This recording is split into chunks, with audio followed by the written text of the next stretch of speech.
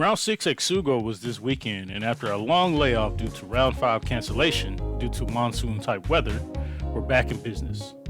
Qualifying there wasn't no qualifying due to inclement weather, so the race positions just ran off the practice times.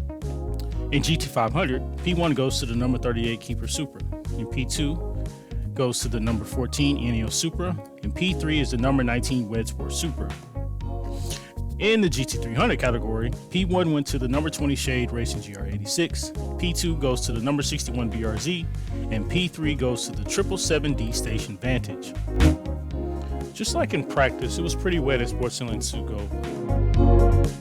The first 5 of the pack were led by the Toyotas and one lone Nissan. There were no Hondas at the beginning of the race.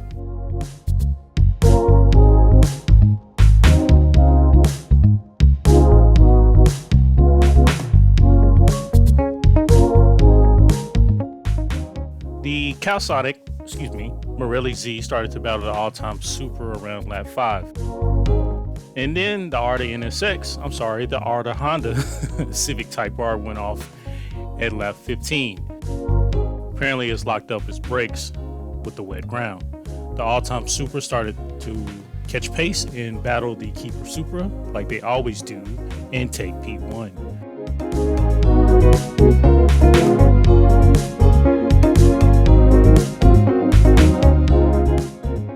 There was a good battle between P3, P4, and P5. The Stimo Civic moves up into P4 and the Ineos moves up into P5. As you can see, the Stimo Civic is picking up pace, and it just took P3 from the Morelli Z.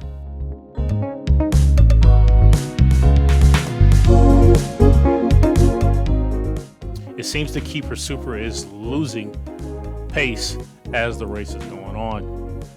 The Stimo Civic, like we said, is picking up pace. It now takes P2 away from Ineos Supra and then gives it right back.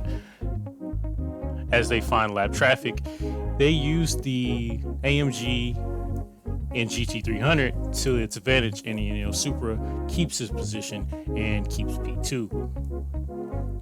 Moving on to lap 33, the all-time Supra goes around the Sarge Supra as they go down the home straight.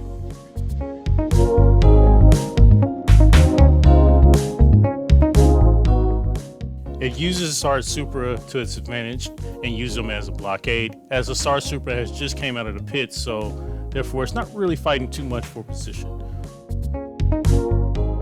Now we see the Della Supra in P3 looking at the all-time Supra in P1.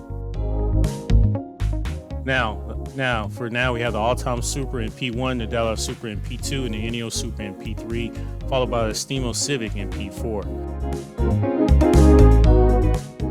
I'll say this right now, I did not see the Della Supra picking up the pace that it did this weekend, but it did.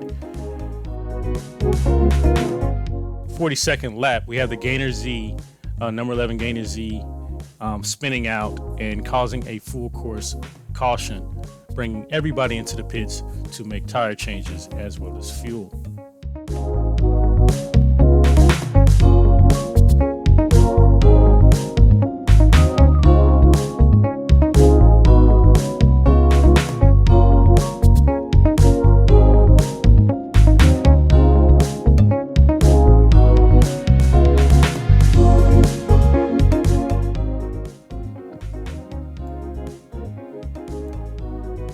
On the 49th lap, the Keeper Supra uses lap traffic to kind of box in the Morelli Z to use it to their advantage, and they take their position going down the home straight. You got to use that lap traffic to your advantage. You got to use it. It seems like during this race, the drying lines was changing. Since it started out really wet in the beginning and just started to dry up, but there was still a lot of standing water on the track. So you can see a lot of people were gaining. They were really gaining their footing in this race. We have OU and the Keeper Supra really driving good with Toyota this year. I'm curious, does he think that it was a good move to move from Honda? Although Honda, I do see them in the next couple of years, couple seasons, really moving up and possibly taking the reins from Toyota. I'm not hoping for it, but they will. I'm I don't know if they will or not. Anyways, DLS Supra takes the win this year. This is their first win in a while. We haven't seen DLS take a P1. I don't remember the last time they did, but congratulations to them. They took the P1, followed by Keeper Supra in P2, the Morelli Z in P3, the All-Time Supra in P4, followed by the 100 Stanley Civic in P5.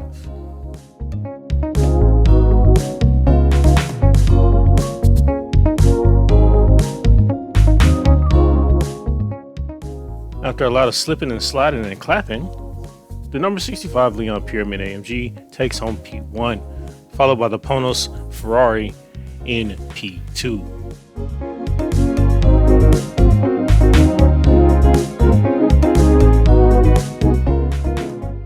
Here's the rest of the finishing grid for the GT300 category.